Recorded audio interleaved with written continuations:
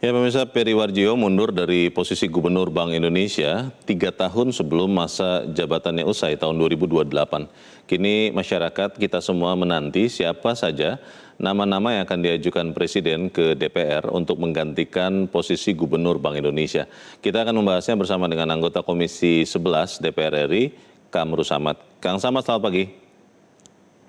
Selamat pagi, Bang Leo. Ya, Kang Samad, ini kalau menurut aturan Presiden bisa mengajukan paling banyak 3 nama kepada DPR untuk kemudian nanti mengikuti fit and proper test dan pada waktunya nanti kita akan mendapat Gubernur BI. Kalau Anda lihat, apa kualifikasi yang diperlukan oleh seorang Gubernur BI yang nanti akan Anda dan teman-teman pilih, Kang Samad? Mas Leo, betul sekali yang disampaikan tadi, merujuk pada Undang-Undang P2SK. Memang di dalam pasal 40 jelas ada syarat menjadi anggota Dewan Gubernur BI, termasuk di dalamnya Gubernur Bank Indonesia. Yang pertama adalah tentu warga negara Indonesia, memiliki integritas, akhlak dan moral yang tinggi, Bang Leo. Kemudian memiliki keahlian dan pengalaman. Jadi keahlian dan pengalaman di bidang ekonomi, keuangan, perbankan, dan hukum. Dan juga bukan pengurus dan atau anggota partai politik. Jadi ini sudah dicantumkan secara tekstual di dalam pasal 40 Undang-Undang P2SK. Karena itu kita tentu, Bang Leo, berharap Presiden selaku kepala negara akan menentukan figur yang disebut Bang Leo tadi dalam pasal 41 ayat 2. Presiden mengusulkan kepada DPR paling banyak 3 orang calon. Jadi kita beri kesempatan kepada Presiden untuk memilih putra-putri terbaik yang akan menjadi pemimpin otoritas militer, Bang Leo. Oke, Kang Samad, kalau perasaan Anda dan kawan-kawan lain di Komisi 11 DPR itu akan lebih cenderung memilih orang-orang yang memang punya rekam jejak lama di dalam Bank Indonesia, maksud saya mungkin adalah orang yang sudah berkarir dari dalam, atau dari luar juga teman-teman Komisi 11 akan lebih cenderung memilihnya juga. Bagaimana, Kang Samad? Bang Leo, kami itu sebagai mitra kerja dari Bank Indonesia, kami melihat dan mengawasi bagaimana sistem pendidikan dari sumber daya manusia yang ada di Bank Indonesia.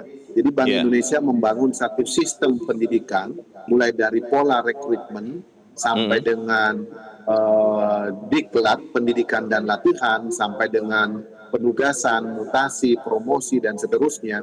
Rata-rata SDM mereka memang dikualifikasi pada standar internasional, Bang Leo. Kenapa demikian? Karena tupoksi, tugas, dan fungsi serta kewenangan Bank Indonesia sebagai lembaga independen memiliki ruang lingkup kerja yang global.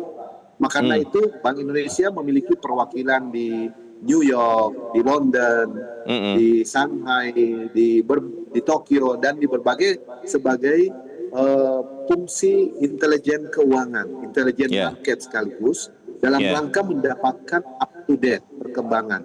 Karena itu SDM dari dalam, kalau Bang Leo nanya, SDM dari internal Bank Indonesia itu sangat siap untuk menjalankan tugas-tugas yang diberikan.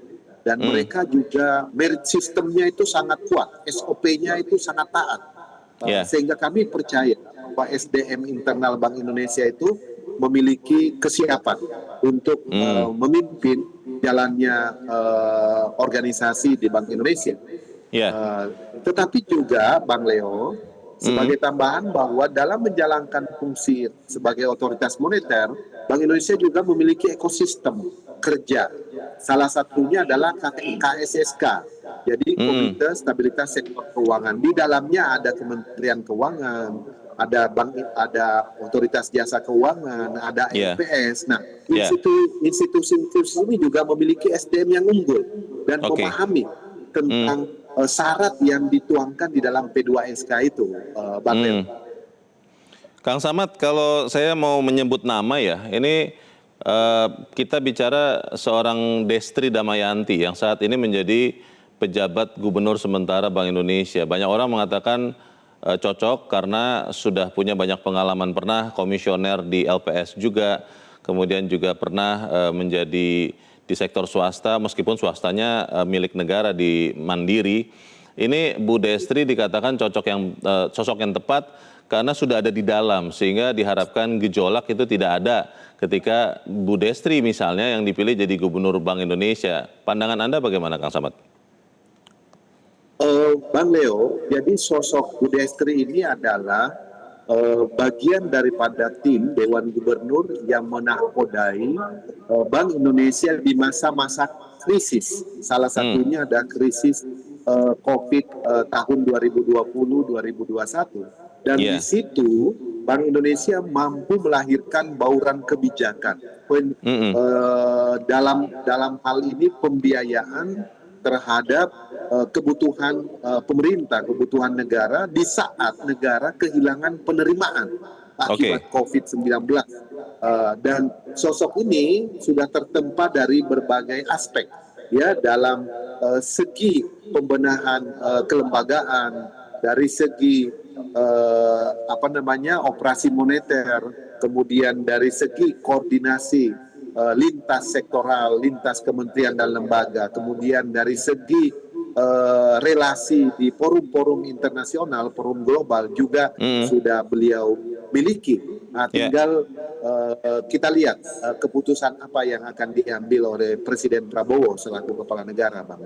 Jadi Bu Destri salah satu yang menurut Anda layak ya, Kang Samad. Kalau kita beralih ke sosok yang lain, ini sudah sempat disebut beberapa kali, sosok Purbaya Yudi Sadewa yang beberapa kali juga disebut cocok juga di Bank Indonesia. Menurut Anda seperti apa, Kang Samad?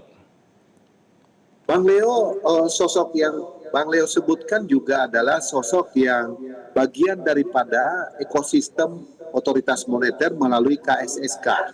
Ya, karena beliau pernah memimpin lembaga penjamin dan simpanan, jadi LPS. Dan kami periode lalu juga sudah bermitra. Jadi potret tentang keuangan global, domestik, bauran kebijakan, koordinasi juga beliau miliki. Apalagi sekarang beliau memegang kendali otoritas fiskal, salah satu faktor pilar penting dalam perekonomian nasional kita. Dan saya kira sosok ini adalah sosok yang bisa diterima market, diterima pasar, dan memiliki talenta kepemimpinan yang kuat untuk kemajuan ekonomi kita dan juga bisa menjaga independensi Bank Indonesia, Bang Leo, dalam proses pengambilan kebijakan moneternya. Ada dua, yang ketiga ini saya tanya ya, soalnya ini juga sudah disebut di kalangan pasar ini, Kang Samad. Budi Gunadi Sadikin saat ini memang Menteri Kesehatan, tapi yang kita tahu rekam jejak Budi Gunadi Sadikin lama di perbankan, di Bank Mandiri, lalu juga berbagai lembaga keuangan lain. Pandangan Anda seperti apa, Kang Samad?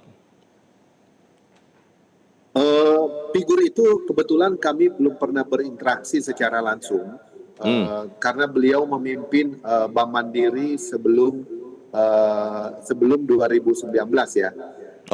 Dan kami memotret dari jauh, saya kira juga figur yang memiliki integriti dan profesionalisme yang tinggi. Tinggal apakah beliau juga memiliki kesempatan, saya kira kita lihat ke depan. Tapi ada satu sosok yang juga sebetulnya diperbincangkan di market, Bang Leo.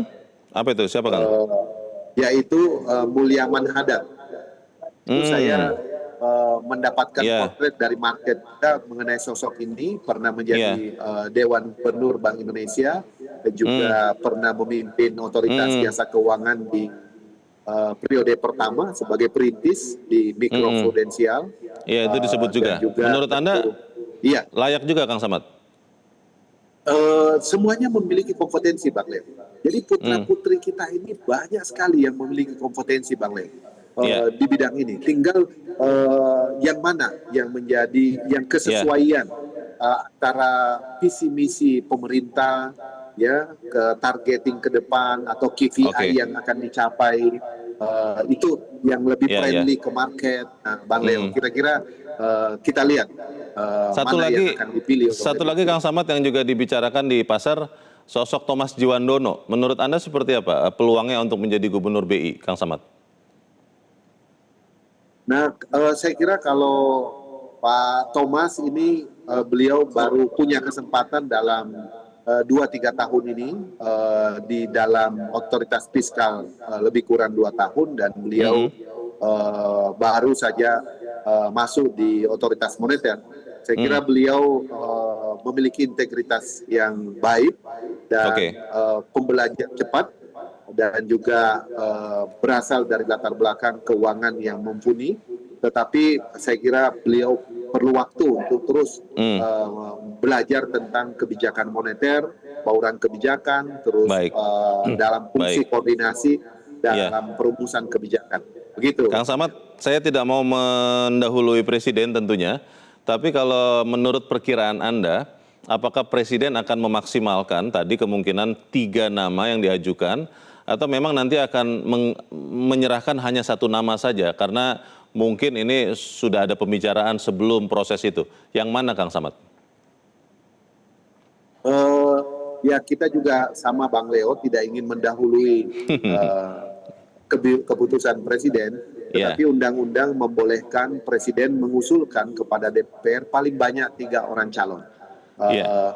Berdasarkan pengalaman sebelumnya, Presiden Jokowi itu di 2023 mengajukan 1 nama calon. Jadi sudah ada jurisprudensinya, Bang Leo, tentang 1 nama, dan juga pernah juga di masa sebelumnya lebih dari 1 nama. Begitu, Baik. Bang Leo. Baik, kita tunggu sama-sama siapa yang nanti akan diajukan oleh Presiden kepada DPR, dan semoga prosesnya bisa berjalan dengan relatif cepat agar stabilitas moneter tetap terjaga. Terima kasih anggota Komisi 11 DPR RI dari fraksi Gerindra, Kamru Samad, sudah mencerahkan kami. Kang Samad, terima kasih. Selamat pagi.